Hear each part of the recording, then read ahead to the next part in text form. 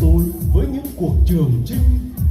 Tuổi 20 tạo dáng hình đất nước, những mái đầu xanh chưa vui hẹn ước, gửi quê hương non nước trái tim hồng. Non sông tươi xanh đất nước tiên dòng chúng ta, ngàn năm văn hiến biết bao tự hào. Có bao gian nan vươn mình đi tới, nước Việt Nam ta rạng rỡ thắm tươi ngàn hoa. Câu ca vang xa đất nước tiên dòng chúng ta, trời xanh núi biếc soi dòng đường dần. Đến nhau chung tay xây dựng đất nước, giữ trọn niềm tin trên dặm đường xa. Sao sao anh dân đang bừng chiều, mênh mang gió thu đang ngập tràn. Tuổi trẻ ước mơ tương lai đang chờ ta đó, khúc ca yêu đời nhìn bước tới chân trời xa. Em đi bên anh không theo một ngày mới, lung linh anh sao em dặm người. Dệt đẹp ước mơ tương lai đang chờ ta đó, đất nước yên dần sáng đẹp ngàn năm. Đất nước tôi mấy ngàn năm lịch sử đã vượt qua bao khói lửa chiến tranh. Lòng yêu nước vẫn vẹn nguyên tinh khiết, chí anh hùng vọng mãi đến mai sau. Quang đất nước muôn ngàn năm vững vàng, vươn muôn cho mai ta sắp tới đi xây tương lai. Kìa hai ban hai đang cùng chiếu sang người, năm ba ơi gieo xanh nhiều hoa kết trái, cho bao mùa xuân quen sắc muôn đời. Việt Nam ơi Việt Hoàng sa, vì hòa bình thiết tha, chào thiên niên kỷ mới, hạnh phúc của người của ta. Vinh quang đất nước muôn ngàn năm vững bước, vượt muôn chông gai ta sắp tới đi xây tương lai. Kìa anh ban mai đang rực chiếu sang người, đầm ra ơi gieo màu xanh nở hoa kết trái, cho bao mùa xuân lại bừng sáng muôn đời. Việt Nam ơi Việt Nam, thời đại Hồ Chí Minh.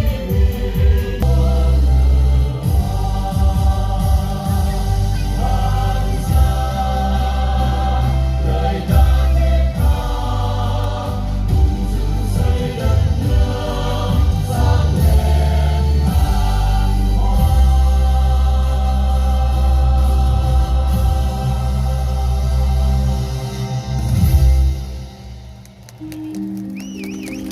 Chủ tịch Hồ Chí Minh, người thầy vĩ đại của cách mạng Việt Nam, người anh hùng giải phóng dân tộc, danh nhân văn hóa thế giới, chính người đã đặt những viên gạch đầu tiên cho mối quan hệ quốc tế đặc biệt Việt Nam Lào.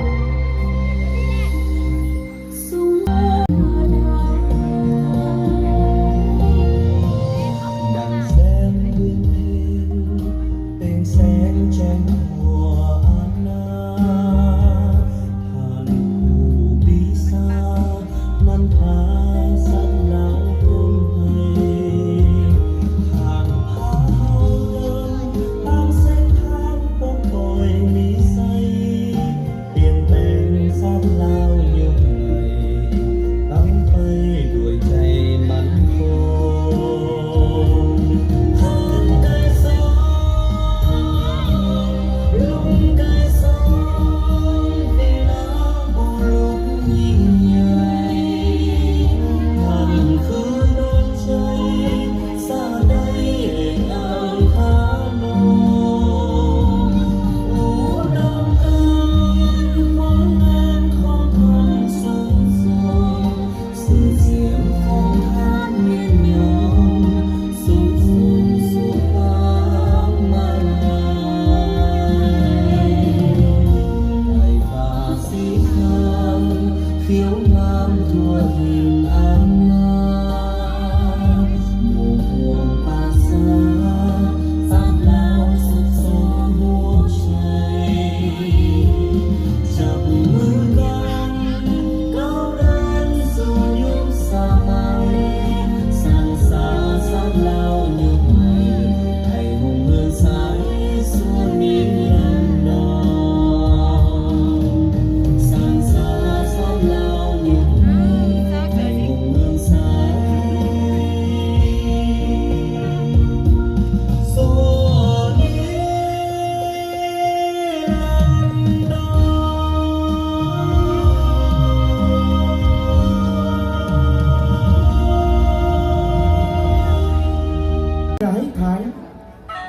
đám mây bay trong thau nước gội đầu.